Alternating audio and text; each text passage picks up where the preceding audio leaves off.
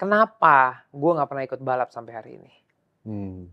Karena itu bukan genre gue. Hmm. Gue tahu gue bisa. Iya. Tapi kalau untuk membuktikan ke orang-orang cuman, lihat dong gue bisa nyetir. Buat apa? Kalau gue selalu ilmunya kayak pakai tenaga dalam lah. Gue tampung, gue balikin nanti. Ya kan, semakin banyak orang ngomongin tentang lu adalah kesempatan emas membuktikan kalau mereka tuh salah. Welcome, speeders, to another episode of Speeder Talks, where we talk about cars, business, philosophy, and everything else in between.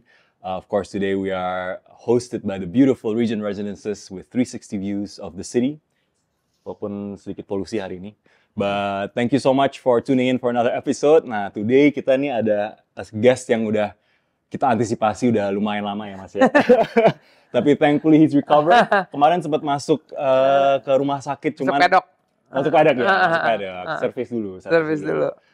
But is a well-known name, satu nama yang tidak asing lagi di dunia otomotif, Mas Rifat Sungkar. Thank you so much for coming to the show. Good. Aduh, senang banget Mas sudah bisa join nih. So, Mas Rifat, what are you up to? Sekarang dunia otomotif udah kenal Mas, namanya udah for years. Kita terakhir ketemu juga di Fan Speed kayaknya udah it's like 1 decade ago. Iya, 1 dekade Mas. Udah nggak kerasa sih. Tapi sekarang apa Mas? Lagi dunia otomotif nih lagi. Kalau balapan lebih banyak mentoring. Kemarin nih hari Minggu kemarin anak didik baru jadi juara nasional rally putra di JRT. Dengan mobil Rally One-nya. Tapi on the second place, third place, and some of the places juga murid-murid yang cukup pintar akhirnya bisa membuahkan mereka jadi juara-juara nasional baru kan. Jadi itu ya buat gue jadi satu kepuasan. Nice. And on organisasi gitu. Sekarang gue wakil ketua umum IMI di bagian mobility, and then also I'm a vice president of FIA Mobility Region 2 Asia.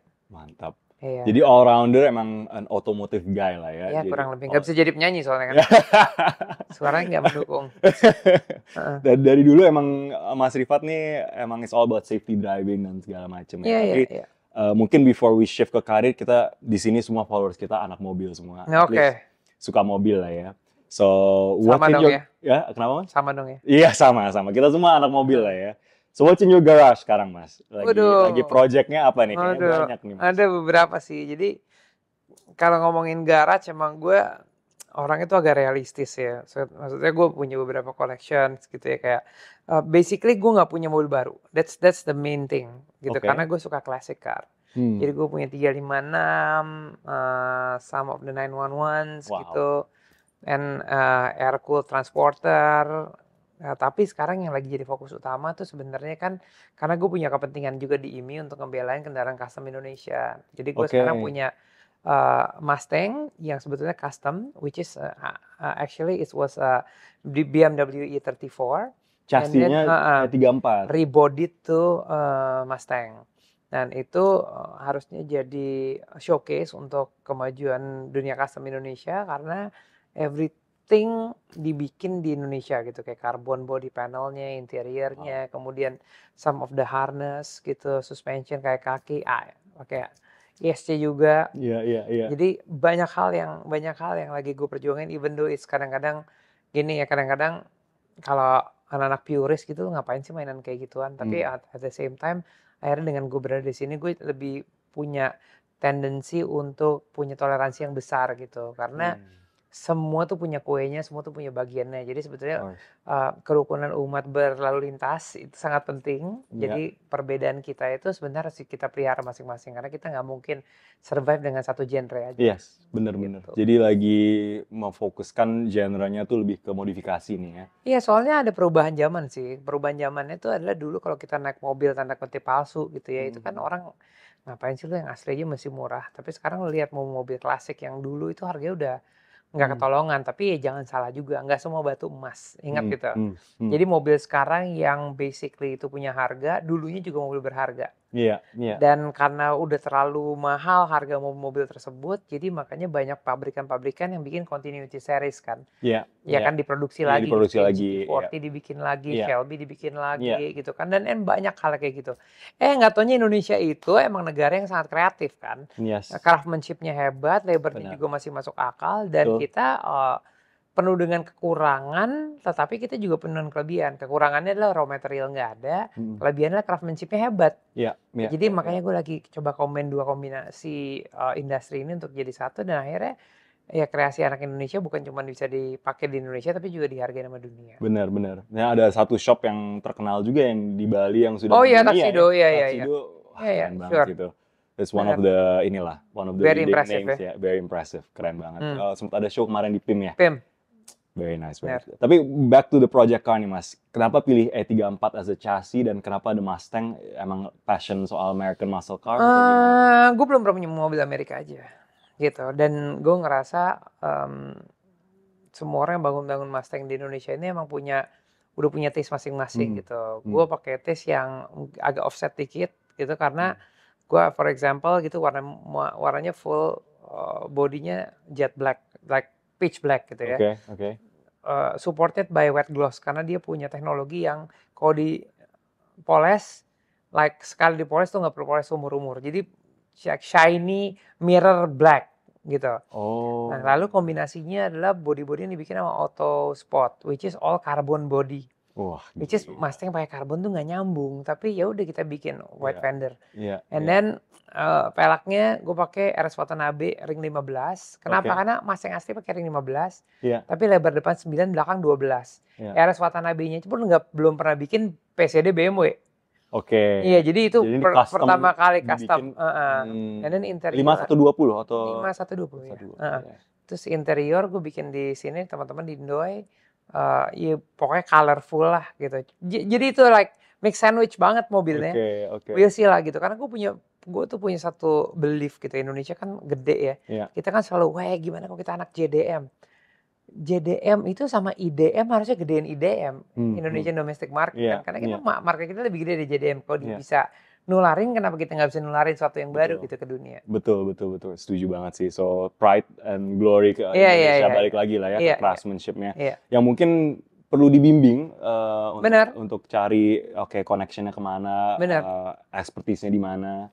Tapi selama ini juga lo kalau bikin mobil custom-customan gitu selalu bilang, suratnya apaan? Jangan dipakai di jalan dong, nanti kalau ketahuan gimana? Gue nggak mau. Gue mau ini is like open, legal, negara dapat kontribusi juga, orang Indonesia bisa berkarya dan karya bisa dinikmatin di Indonesia. Karena so many times kita udah bikin karya yang hebat di luar negeri, gokil Indonesia keren banget. Bawa ke sini jalan raya tangkap mana suratnya? Iya benar. Jadi menurut Mas Rifat, negara mana yang paling bisa menjadi acuan kayak mereka benar-benar support nih dari segi industri untuk local industrinya? Negara maju itu berpikir maju. Negara berkembang membuat pikirannya ngembangnya ke samping. Jadi harus kita berpikir seperti negara maju yang kita mau maju gitu. Kalau negaranya maju kayak Amerika gitu ya. Amerika, you know about hot rod kan? Hot rod itu mobil apa? Iya, Amerika semua. Iya kan? Terus kenapa bisa jalan di tengah jalan? Karena mereka bisa membedain which is the normal car, which is a pleasure car. Kalau kita diberikan kesempatan untuk mentranslate hobi kita menjadi kenyataan, artinya creativity-nya itu berkembang. Dan creativity dan legalisasi itu adalah hal yang harus bisa sepadan. Di sana bisa sepadan. Karena mereka bisa menikmati hasil karya mereka. Tapi mereka juga tahu bahwa mobil-mobil yang dibikin dengan karya seperti ini, mobil custom, motor custom, it's not a daily driving. Nah di Indonesia itu terlalu stereotype gitu. Pokoknya mobil aneh dikit itu adalah mobil yang pakai tiap hari. Enggak lah. Ya kan, bisa lu punya Lambo gitu ya, lu pakai tiap hari, sakit pinggang juga kali. Iya, benar. Ya kan, it's just like you driving a normal SUV or MPV gitu, it's a normal one. Jadi jangan dijadikan itu jadi satu kesempatan yang ini adalah kesempatan besar untuk melanggar. Enggak, ini harusnya kesempatan besar untuk kita bisa dapat landasan yang legal. Setuju Mas, setuju banget, keren. Dan itu salah satu effort yang sudah lumayan sukses itu ada peraturan baru ya dari Iya itu Undang-Undang Nomor 45 tahun 2002. Tiga ya, Iya. tahun lalu ya Mas ya. Yes. Nah itu apa tuh? Jadi itu Isi-isinya adalah tuh seperti apa undang-undang tuh Mas? yang sebenarnya ya selama 3,5 tahun gue perjuangin dari IMI supaya mereka teman-teman yang bergerak di dunia industri kreatif otomotif tuh punya kesempatan untuk Hmm, bisa menikmati karyanya. Karena selama ini oke. kan itu tadi bilang gitu, mau di-Fikit itu melanggar, mau di-Fikit melanggar gitu, Hmm, iya. hmm. Terus gimana caranya tidak melanggar? Nggak tahu. Hmm, Ya berarti kan sebetulnya kan tidak ada undang-undang yang melandasi ini. Nah, undang-undang itu adalah yang membuat barrier gitu ya, iya. barrier dan arahan gitu. Lu boleh modif sampai certain certain model gitu.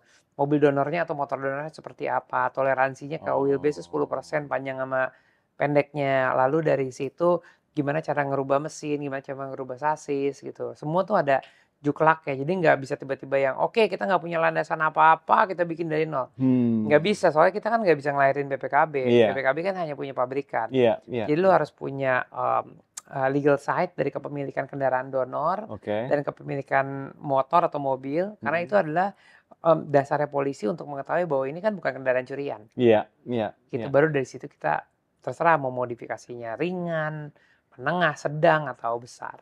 Jadi kalau semuanya dari sisi itu, VIN number-nya yang related ke Ke BPKB asli. BPKB. Hmm. Tapi chassis-nya bisa berubah atau gimana tuh Mas? Ya Saya kalau VIN masih number kurang. attach sama sasis. Oke, Gitu, mesin ya attach sama sama ini juga sama apa namanya sama BPKB. oke. Tapi kalau ketika udah melakukan perubahan nantinya ada perubahan mesin ya itu bisa diakomodir. Jadi dengan peraturan baru ini bisa mengakomodir perubahan itu Mas? Iya, Yang sebelumnya masih gray area iya, atau? iya, Oke, oke. exactly. Tapi itu juga Keren. perlu penyuluhan dan juga kerjasama yang positif ya antara antara Departemen Perhubungan dan kepolisian karena some of the story itu suka keputus di tengah gitu ya karena kan ini kan Iya, berlaku di Indonesia iya. tapi nggak seluruh Indonesia juga mengetahui jadi masing-masing kita mencari dan bukan mencari tapi kita membagikan dan Mm. juga melakukan sosialisasi supaya peraturan ini bisa diterima oleh berbagai instansi. Iya, iya, iya. Wah, it's not an easy task sih Mas. Jadi No, angkat no, topi no, sih no. Mas. Ya, banyak Nggak orang heran waktu 3,5 tahun banyak itu orang effort. waktu gue berjuang pun gitu ya bilang, "Udahlah Fat, nggak usah buang-buang waktu lah.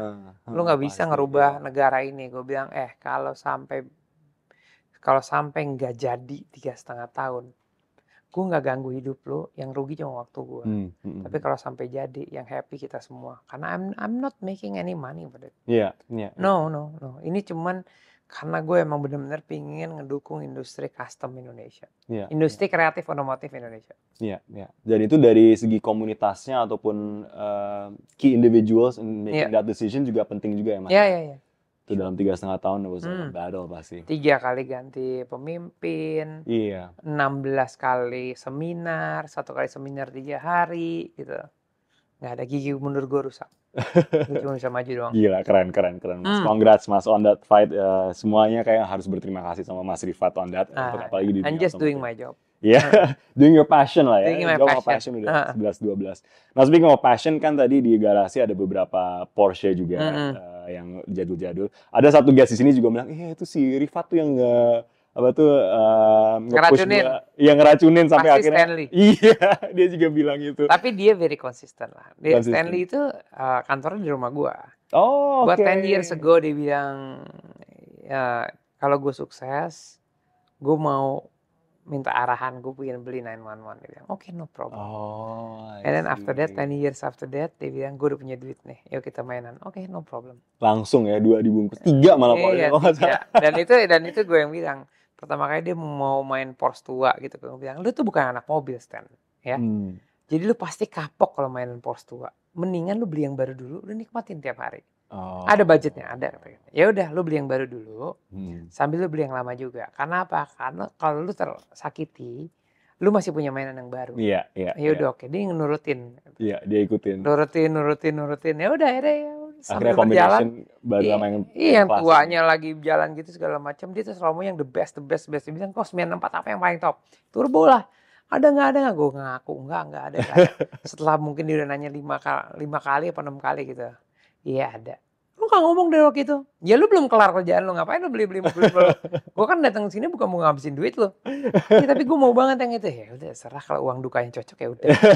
Iya, bener-bener. Heeh. So networknya Mas Rifat masih aktif nih di dunia. I mean it's quite a closed community lah ya. Mm-mm. Untuk ngelihat nggak mungkin kayak orang ke OLX terus cari 964 klasik. Enggak. You need network lah. Mm-mm.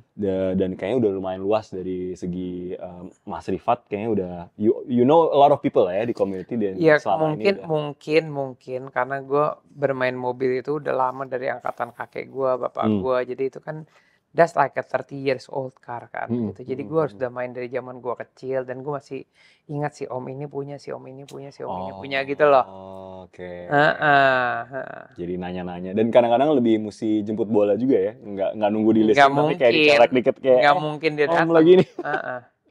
Oke. Keren. So itu something yang mungkin Mas Rifat bisa open up kayak ke orang lain atau hanya teman-teman dekat? Enggak. Gue basically gue bukan pedagang mobil Iya, begituan. nggak lagi pedagang ya, tapi kayak Iya. consultant sih ujung-ujungnya. Iya karena lebih ke passionnya konsult gitu. spend- Gue tuh seneng gini. Gue tuh seneng kalau misalnya emang gue punya sesuatu. Levelnya gini. Levelnya deh. Dulu waktu mudaan itu suka dapetin mobil. Ya. Waktu udah nambah umur suka jadiin mobil. Begitu udah sekarang suka mobil jadi di-appreciate sama orang. Jadi tiga level yang beda gitu. Iya. Jadi Ini kalau udah sekarang maturity gitu kayak. jadi kalau orang mau ngebangun atau apa, gue pendewasaan. selalu kasih tahu, lu bangun bodinya di sini, interiornya di sini, mesinnya di sini, gitu-gitu. Lu nggak bisa.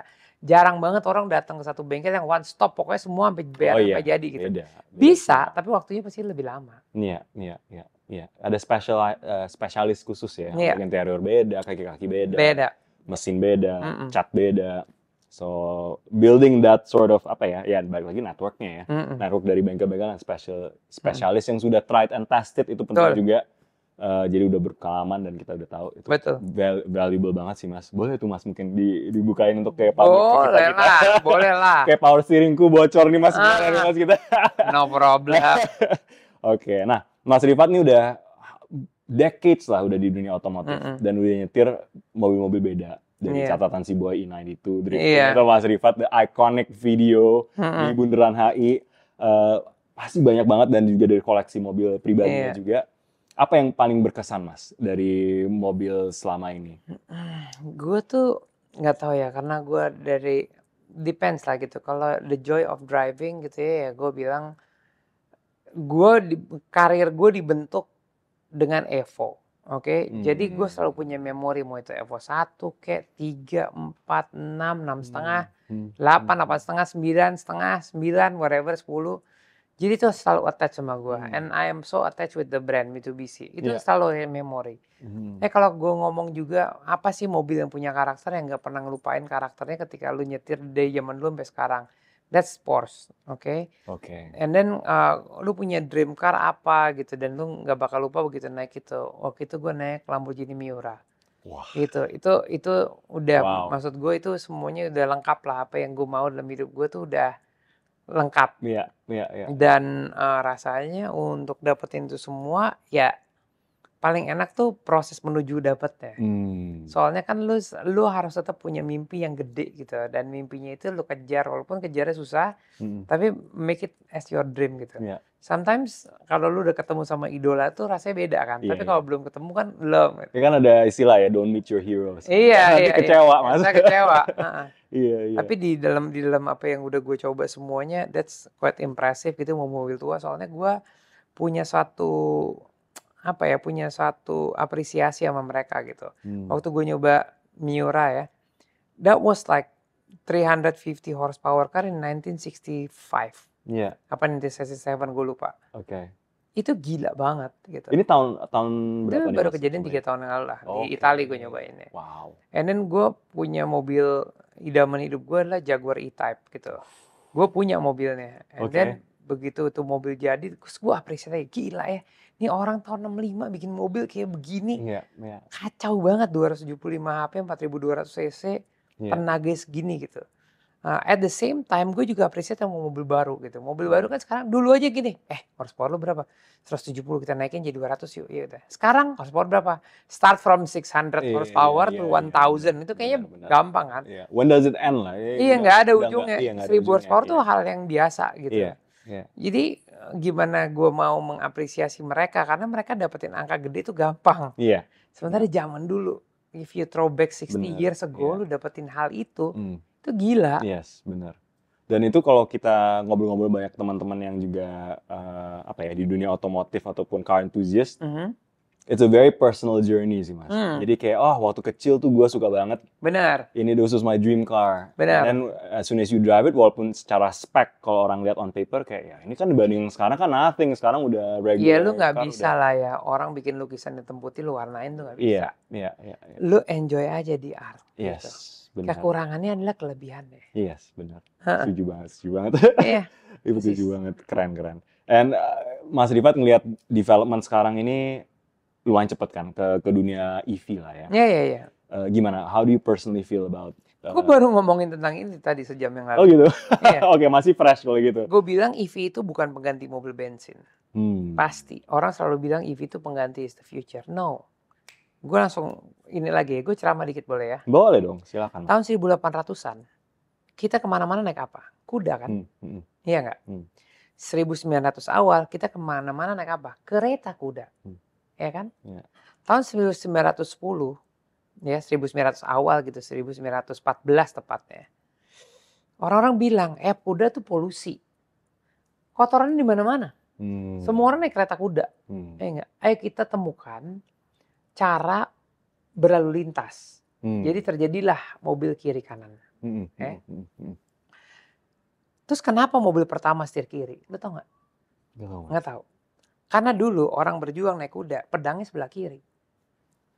Nyabut pedangnya gampang. Kalau setir kiri, nggak kenapa-napa. Kalau setir kanan kepentok pintu. Oke. Ya. Oke, itu the thing. Iya, oke. Ini fun fact. Lalu di tahun 1914 itu, karena kuda itu membuat polusi yang gila-gilaan, mereka berlomba-lomba untuk bikin mesin. Ya. Percaya nggak mesin pertama itu apa? Mobil listrik. Oh iya benar. Iya. Yes. Habis itu mobil bensin, habis itu steam. Iya. Iya kan? Steam, ya. Jadi secara nggak langsung, EV itu udah ada 110 tahun yang lalu. Iya. Hidrogen udah ada 110 tahun yang lalu. Iya kan?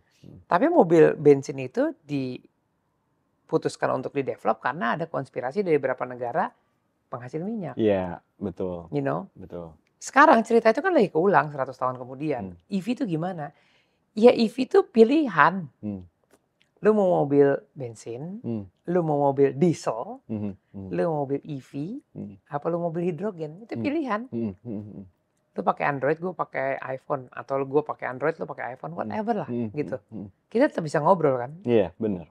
Iya kan? Jadi gue bilang ya EV ya bagus, itu adalah alternatif pilihan. Tapi kalau ditanya gue lebih suka mana ya, tetap gue lebih suka mobil ICE lah. Iya. Tapi itu menarik sih Mas, soalnya kayak yes, it's an option, tapi ada nggak sih dari agenda-agenda tertentu yang tanda kutip memaksakan kita untuk switch? Menurut Mas Rifat gimana tuh? Ada sih, agenda itu pasti ada. Pasti gitu ada. Kan. Iya, kayak ganjil genap gitu. Ya ganjil genap itu sebenarnya kita dalam keadaan kepepet sih. Volume per kapasitas kendaraan di Indonesia ini udah keterlaluan gitu. Besar jalan banyaknya mobil itu udah keterlaluan, gak balance. Gimana ngurangin ganjil genap? Yeah. Oke, ganjil genap udah kurang kan? Tapi ada orang juga yang pingin ada di dalam apa tuh namanya? Di dalam kota untuk bisa menikmati privilege. Gue boleh dong tengah kota orang gue nggak nyumbang polusi. Oh ya udah berarti lu ganjil genap. Ini kan sebetulnya kan mobil yang dibeli karena adanya insentif. Iya. Bukan karena kita mau. Yes. Ya kan? Yes. But at the same time, lu juga bisa membuat ini sebagai pilihan yang murah untuk alternatif running cost. Iya. Cuman ujung-ujungnya menurut gue sama aja. Lu beli mobil EV, 5 tahun kemudian reserve value-nya berapa? Iya. Lu beli mobil bensin lebih mahal, nanti depreciation-nya berapa? Bener. Itu gitu. Ada di tengah lah, iya. Ke kanan. Ya hidup tuh pilihan. Hidup tuh pilihan, bener. Dan kayaknya in a way juga masih sangat new banget lah ini. This new concept of EV kan masih baru. Iya. Jadi masih ngeraba-raba Gue juga. tidak apa dari- against mobil EV. Iya. Enggak. Hmm. Tapi kalau gue mau ngomongin first priority, enggak juga. Mungkin second priority. Second priority. Mm. Tapi ada EV di garasi Mas Rifat? Nggak ada. Nggak ada. PHEV ada. Oke, PHEV. I think itu the perfect combination. Oh iya, PHEV Perfect itu adalah combination. negara kita adalah negara yang paling lucu. Hmm. Infrastruktur belum banyak, tapi mobil hybrid dan mobil PHEV itu dianggap bukan solusi. Padahal PHEV itu kayak bawa genset kemana-mana. Yes, benar. Jalannya pakai listrik, Yes. karena mesin bensinnya tidak pernah memutar ban. Iya. Sementara mobil hybrid dan mobil PHEV dianggap, lu bayar pajak double, mesin ada, baterai ada. Iya. Itu dia, itu bukan pikiran negara maju menurut gue. Yes. Pikiran negara berkembang. Ya, hopefully Mas Rifat can also push for a change in that juga ya Mas ya. Ya kepentingannya kalau emang ini harus di-push kan berarti ada kepentingan dari Ya. faktor lain. Yes, betul. Mereka yang membuat kebijakan pun juga pasti tahu sebenarnya ini Yes, tuh benar. setengah jalan tuh harus melewati proses. Iya. EV itu di ujung 100%. Di sininya ada PHEV, di sininya ada hybrid. Nah ini nggak usah aja, langsung aja ke sini gitu. Maunya result. Iya. Gitu. Journey-nya nggak terlalu Dipikirin. Ya, hopefully dalam berapa tahun ke depan that will change Oh ya. for sure. Semua Yes. zaman ada orangnya, semua orang ada zamannya. Iya. Walaupun itu udah di-discuss ya Mas kalau untuk ke PHEV atau hybrid. Oh ya, Iya. ganjil genap udah mesti kebuka tapi kayak Iya. I Ya don't know. dilematis juga lah karena kota yang menampung ini juga bisa apa nggak bisa. Yes, benar. Setuju. So kita udah ngobrol soal otomotif, dunia permobilan sampai ke EV. Biasanya segmen keduanya tuh di podcast ini kita pengen ngomongin karir, Mas. Boleh. So, Mas Rifat kan udah karir sebagai pembalap, tapi kita pengen backtrack little bit. Rewind dulu nih, Mas. Boleh. Kalau nggak salah almarhum ayah Mas Rifat ini pembalap juga. Apakah mulainya dari situ juga, Mas? Dulu. Nah, itu adalah persepsi yang gue harus luruskan. Bapak gue tuh bukan pembalap. Oke. Bapak gue karena tidak pernah nyetir mobil balap. Bapak gue navigatornya. Oh. Lalu yang kedua, bapak gue itu adalah event organizer balap. Yang pembalap tuh nyokap gue. Wow. Wow ya. Oke. Ini kakek gue sama nenek gue dari bokap. Dari nyokap. Oke. Jadi kakek gue, nenek gue tuh pembalap tahun 50-an. Mereka dua-duanya driver. Oke. Nyokap gue berempat. Nyokap gue paling tua, 3 adiknya, laki semua. Ini juara nasional slalom, juara nasional rally, juara nasional rally. Wow. Gitu. Wow, Terus bokap wow, gue wow, punya wow. 4 adik kakak. Bapak gue pertama, terus adiknya yang kedua cewek, kedua laki. Ini semua juara rally, tapi adiknya yang cewek itu punya suaminya adalah drivernya bokap gue. Wow, So, ini in the blood, a ya. family is in the blood. Cuma Is udah in kayak, the blood. It's in the blood. Wow. Dan itu jadi udah dari kecil udah expose ke dunia Iya. otomotif dan balap dong ya. Yes. Dari umur berapa? What's the earliest memory, Mas? Yang Waduh. paling Gue kecil banget. Dulu tuh kantor bokap gue tuh adalah tuh yang gedung Bank Niaga tuh di belakang tuh. Oh, oke. Jadi itu dulu semua mobil balap Indonesia tuh disimpannya di gedung itu karena Geraha bengkel. Niaga yang di Geraha Niaga itu dulu SCBD. punya kakek gue. Oh. Itu adalah dulu bengkel namanya Inremco. Jadi dulu semua mobil rally, mobil balap tuh simpan di situ. Oh, di situ. Ini kalau gue dari kapan? Dari TK. Wow. Oke. Mm-mm. Oke. Karena gue sering banget kalau sore-sore naikin mobil balap orang-orang. Gitu kan. Wow. Banyak menunya, mobil balapnya puluhan. Dan ini tahun 80s lah ya. 80s. Oke. Jadi mobilnya udah performance-nya udah lumayan ya. back Iya, then, dulu 80s ya. BMW CSL ada di situ, RX-7. Terus ingat lagi Audi Quattro, MG Metro, ada semua sih. Audi Quattro, the OG Quattro. The OG Quattro. The Rally Champion Quattro. Wow. Dan itu lebih niche-nya atau genre lebih ke rally atau? Rally. Rally. I always do rally. You always do rally. I never do secret racing. Nggak pernah ya? Nggak. Some say memang rally is the true drivers katanya true begitu. skill karena beda-beda different surface ya. Jadi mesti adjust cepat dan reaction time-nya juga. Pembalap itu ngeliat satu tikungan 1000 kali. Rally itu ngeliat 1000 tikungan 1 kali. Ya nggak? Oke, ya benar-benar. Oke, would you say dari semua genre itu one of the hardest untuk acquire? That's what they said. Iya. Oke. Dan mulai balap pertama kali itu di usia balap berapa tuh? pertama kali tuh umur 15 kalau nggak salah. 15. Makanya gue suka bilang sama teman-teman gue gitu ya. yang anak-anaknya tuh balapan di dari umur 5 tahun, 6 tahun, 7 tahun. Gue bilang gue appreciate banget sama lo. Karena gue start tuh umur 15 tahun baru. Tapi pertanyaan gue adalah, kalau anaknya juara di umur 5 tahun, kira-kira 20 tahun lagi anak lo balapan apa? Apakah dia akan memutuskan karirnya sebagai pembalap? Karena 20 tahun tuh waktu yang lama. Lama, bener. Kalau gue 20 tahun dari 15 jadi 35 kan. Iya. Journey gue tuh pelan-pelan Bener. gitu kemana-mana. Soalnya juga ada, kalau kita lihat, ini di luar balap ya, dunia balap. Tapi kayak child prodigy di musik semua. Iya. And then after a few years kayak ngilang aja. Tiba-tiba udah kayak passionnya udah habis, kuotanya udah habis, Mas. Karena too early. Too early, bener. Tapi at the same time juga lu bangga kalau anak lu semakin kecil semakin jago. Yes. Hebat. Benar. Jadi selama itu kayak umur 15 mulai balap, lalu gimana progres karirnya setelah itu, Mas? Iya banyak hal sih. Gue awal balapan tuh gue go-kart ya, karena go-kart is like the most important base gitu ya. Soalnya go-kart tuh kan nggak ada suspensinya, go-kart tuh full body contact sama yang lain, they have sim engine gitu, bagus-bagusan setup. Jadi persiapan fisiknya juga hebat. Jadi lu harus benar-benar dibangun menjadi jiwa yang sportif dan kompetitif di sana. Ya, dan dari dunia balapan, the highest point tuh kapan tuh, Mas? Kalau gue menang WRC tahun 2012 ya di Prancis. Wow. And then just last year 2023 gue juara Asia Pacific Rally Championship. Congrats. Jadi baru tahun lalu nih, Mas ya. Oke. So you're in the peak. Iya, I think sekarang di peak ya. Benar. Tapi dengan maturity yang beda dan dengan car collection yang paling lebih gila. Iya kan, to be old and wise, first you need to be young and stupid. Bener. Setuju, Mas. Bener. Oke. Kalau boleh tanya, what was the lowest point? Atau the most challenging throughout the years? The most challenging ya, some years emang kadang-kadang nggak menyenangkan ya. Orang tuh selalu ada nasibnya nggak baik lah. Mungkin tahun 2001, 2002 gitu ya, gue bisa mendapatkan accident like 3 or 4 event in a row lah gitu. Head on accident, nabrak batu lah, masuk jurang.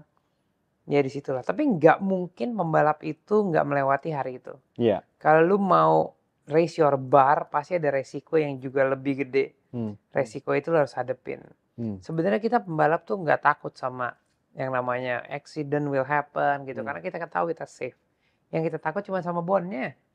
Ya kan? Karena bondnya itu yang kadang-kadang bisa memberhentikan karir kita. Yes. Jadi lu harus bijaksana ketika lu mengambil keputusan. Dan lu harus bijaksana ketika lu menempatkan mimpi lu mau setinggi apa. Ya kan? Kadang-kadang di sini tuh lebih kepada orang yang lebih mengandalkan keberuntungan daripada skill. Gue pengen mau juara 1, mudah-mudahan yang sana nggak finish. Emang di berita nggak ditulis ceritanya, tapi secara hati kita sebetulnya tahu. Ya kadang-kadang tuh kalau mungkin kita lihat, kita ada beberapa pembalap juga yang kita udah ngobrol kan. Ada yang benar-benar passionate dari segi skill levelnya. Oke, kita pokoknya fokus on how to become a better driver. Tapi at the same time, yang kadang-kadang terlupakan adalah the fitness of your body sebenarnya. Atau bahwa relationship dengan sponsors is almost just as important. Itu yang paling penting sih. Relationship dengan sponsor itu sebenarnya semua pembalap tuh harus paham. Kenapa sih sponsor mau nempel ke kita, bukan ke si B atau si C. Karena kita dianggap paling kompeten, paling capable untuk represent their brand. How to represent their brand by having a good attitude and good public speaking. Karena itu yang mereka lupa. Banyak banget atlet tuh yang dia kejar tuh piala. Piala tuh is like 50% that's it. Itu piala taruh di tempat kaca, itu piala nggak bisa ngomong, men.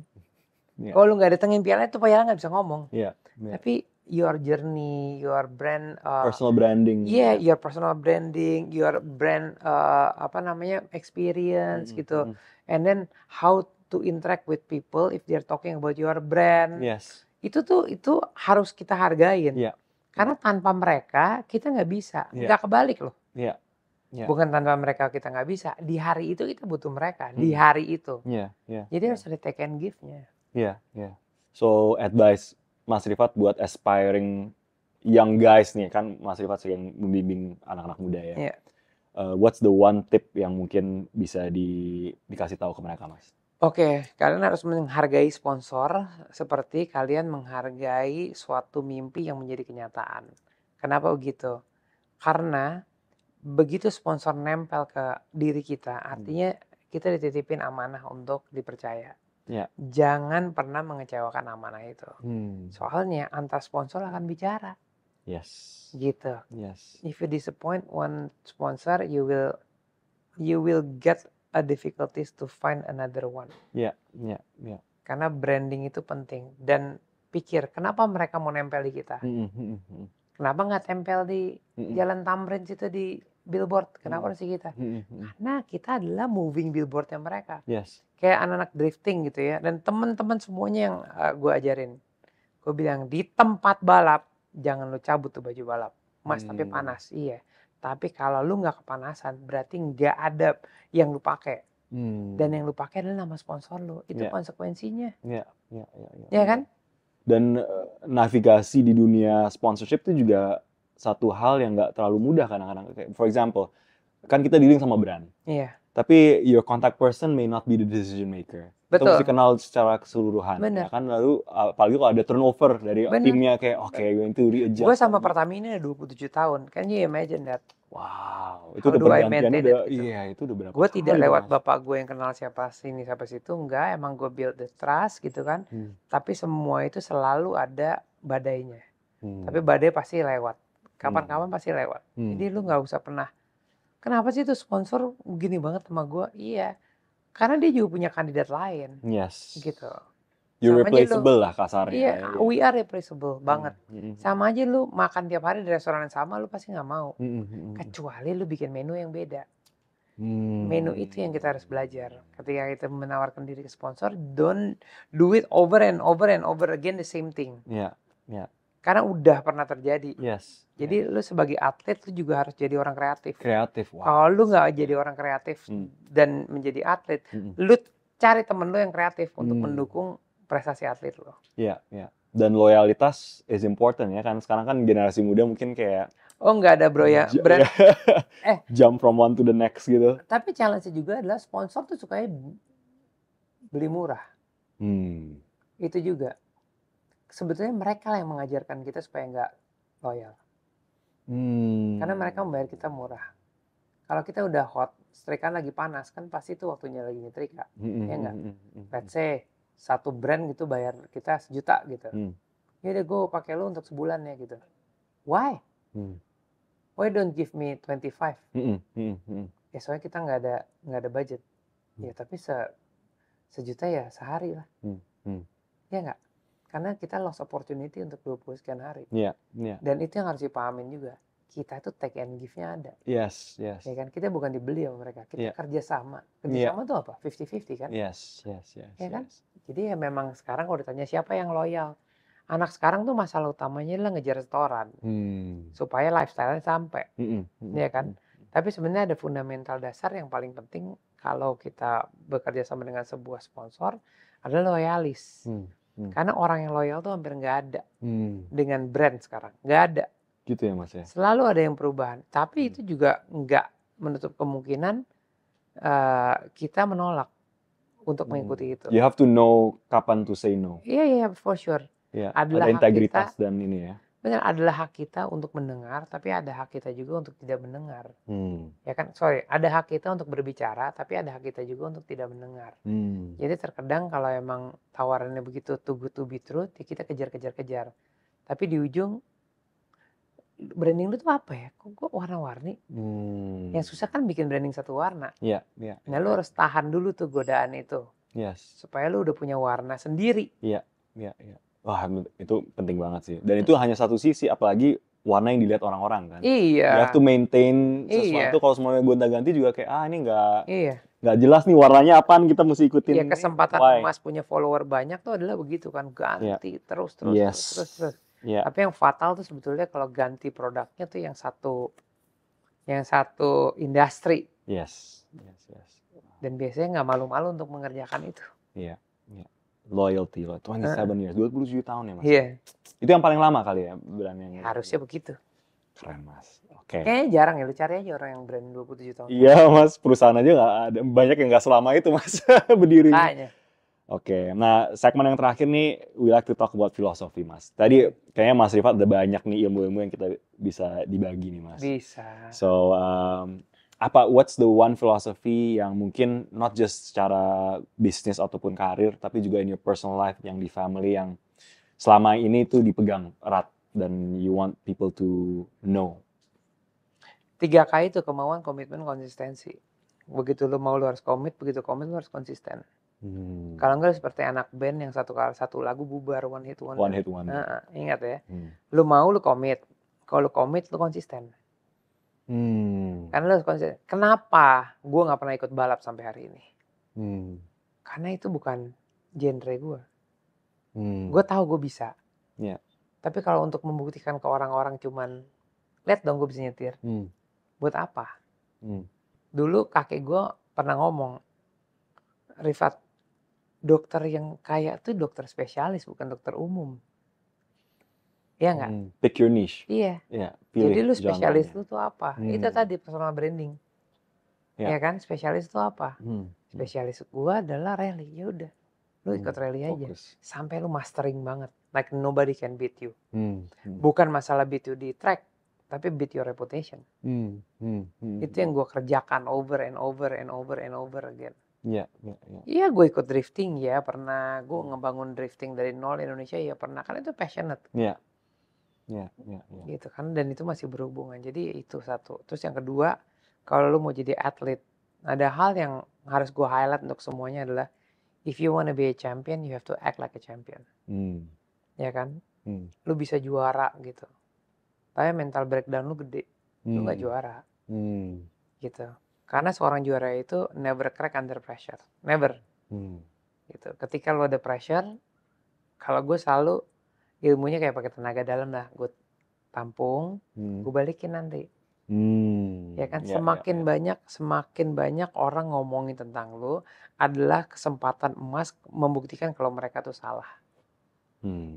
Ya nggak? Itu tagline yang paling harus dipegang. Yes.